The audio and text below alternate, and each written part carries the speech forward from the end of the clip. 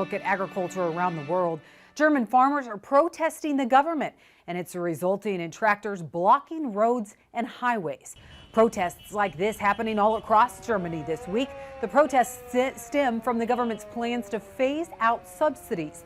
One is a tax break on agricultural diesel with a plan to eliminate it by 2026. Reuters reporting one farmer claims the removal of the tax break would cause his farm to lose about 10,000 euros. The farmer calling it catastrophic to their farm. Meanwhile, Polish farmers that were blocking a border crossing with Ukraine are ending their protest. This comes from Poland's state news agency. The report says farmers have reached an agreement with the government over impacts of Ukraine ag products coming across the border. You can see the signing of that agreement here. The deal includes corn production subsidy as well as lower agricultural taxes. Tensions in the Red Sea are growing, and it's causing shipping rates to skyrocket.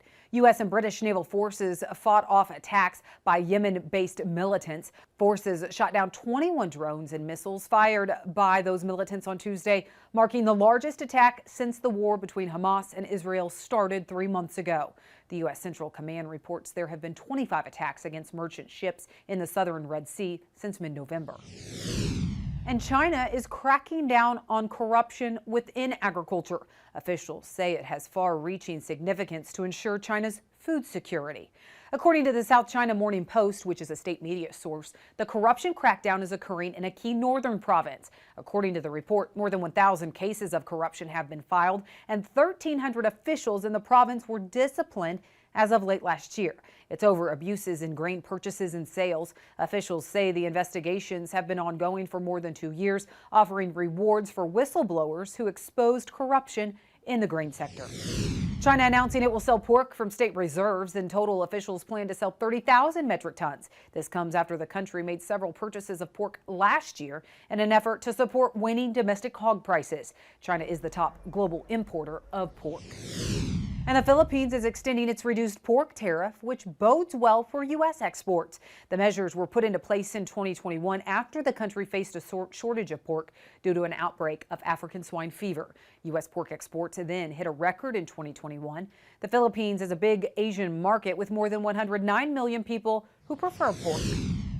India's ag exports are set to rise this year. That's despite restrictions on exports of wheat, rice, and sugar. The trade minister said this week that exports of meat, dairy, cereals, fruits, and vegetables all rose between April and November and expects it to continue. And if you are concerned about rising costs and inflation here in the U.S. in 2023, well, that figure pales in comparison to what's happening in Argentina. Inflation hitting the highest level since early 1990. It's estimated Buenos Aires inflation was up 198% in 2023. Some products saw increases of more than 700%.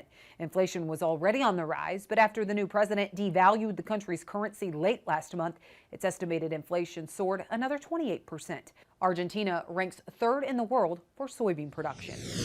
Well, here at home, with the U.S. government shutdown still on the line, what will it take to keep the government open? We hear from former House Ag Committee Chair Collin Peterson in Chip's Corner next.